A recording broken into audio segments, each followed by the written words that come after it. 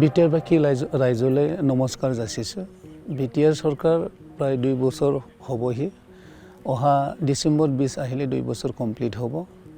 BTR 2020-27 জানুৱাৰীত একত হৈছিলে। একত হোৱাৰ পিছত BTR শান্তি ঘূৰি আহিল। ইয়াত উন্নয়ন হ'বলৈ ধৰিলে। সেইকাৰণে মই শুভেচ্ছা যাচিব বিচাৰিছোঁ ভাৰতৰ প্ৰধানমন্ত্ৰী নৰেন্দ্ৰ মোদী ডাঙৰীয়া আৰু ভাৰতৰ গৃহমন্ত্ৰী অমিত শ্বাহ ডাঙৰীয়া আৰু অসমৰ মুখ্যমন্ত্ৰী ডক্টৰ হিমন্ত বিশ্ব শৰ্মা ডাঙৰীয়াৰ নেতৃত্বত যে BTR একত চুক্তি হৈ গ'ল, তাৰ পৰা যে BTRত যে শান্তি ঘূৰি আহিল, উন্নয়ন হ'বলৈ ধৰিলে। যোৱা বিগত 17 বছৰত BTRত হত্যা হিংসা আছিলে, ইয়াত উন্নয়ন হোৱা নাছিলে।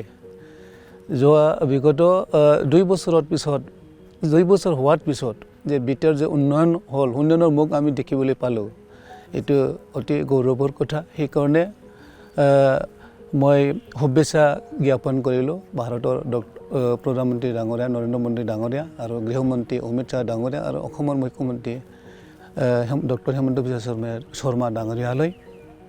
আৰু BTRৰ মুৰব্বী সন্মানীয় প্ৰমোদ বড়ো ডাঙৰীয়াৰ নেতৃত্বত এই 2 বছৰত যেনেকৈ তেখেতৰ নেতৃত্বত যে আগুৱাই লৈ গৈ আছে, যে সকলো জাতি জনগোষ্ঠীক আঁকোৱালি লৈ সকলোৰ দিশত যে সকলো জাতি জনগোষ্ঠীৰ উন্নয়নৰ কাৰণে যে কাম কৰিছে, তাৰ কাৰণে আমাৰ প্ৰধান চিফ সন্মানীয় প্ৰমোদ বড়ো ডাঙৰীয়ালৈ মই শুভেচ্ছা যাচিছোঁ।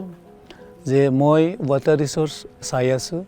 এই 2 বছৰত আমি ৱাটাৰ ৰিচোৰ্চৰ মেইন সমস্যা হ'ল ইৰোশ্যন। এই ইৰোশ্যনক সমাধান কৰাৰ কাৰণে আমি কাম কৰি আছোঁ 2 বছৰৰ। আৰু ইয়াত পাহাৰৰ ওচৰত পাহাৰৰ পৰা নৈ বৈ আহে। সেইকাৰণে এই ইৰোশ্যনবোৰ সমস্যাক যদি সমাধান কৰিব লাগে, অসম চৰকাৰ আৰু ভাৰত চৰকাৰ আমাক সহায় লাগিব। তথাপিও এই 2 বছৰত আমি বহুতখিনি কাম কৰিলোঁ ৰাইজৰ কাৰণে, যেনেকৈ anti irrigation work at Deborgaon from river Ai, work at Bhaolaguri at river Bhur, work at west Gomorgaon river Khanamakra, ward Thaichuguri of river Thaklai, work at Betbari of river Manas, work at Hainaghar of river Dulani, work at Hasara river Manas, ward Dhuturi of river Dulani, work at Dhalapara river Dulani, work at Ganesh Mandir of river Darranga, Manikpur of river Sitabari of river আৰু জাকাতি নদী আৰু শংকচ নদীত আমি বহুতখিনি আমি 2 বছৰত ইৰোশ্যনৰ যে কিবা সমস্যাটো আমি সমাধান কৰিবলৈ সক্ষম হ'লোঁ। আৰু সেইখিনি আমি অনাগত দিনত আৰু ইৰোশ্যনৰ যি সমস্যা আমি কাম কৰি যাম। সেইকাৰণে অসম চৰকাৰ আৰু ভাৰত চৰকাৰৰ আমাক সহায় লাগিব। আৰু এই বিগত 3 বছৰ যিহেতু আমাৰ কাৰ্যকাল আছে, এই 3 বছৰত আমি ৰাইজৰ কাৰণে কাম কৰিম। আৰু ইয়াত বহুত কাম কৰণীয় আছে।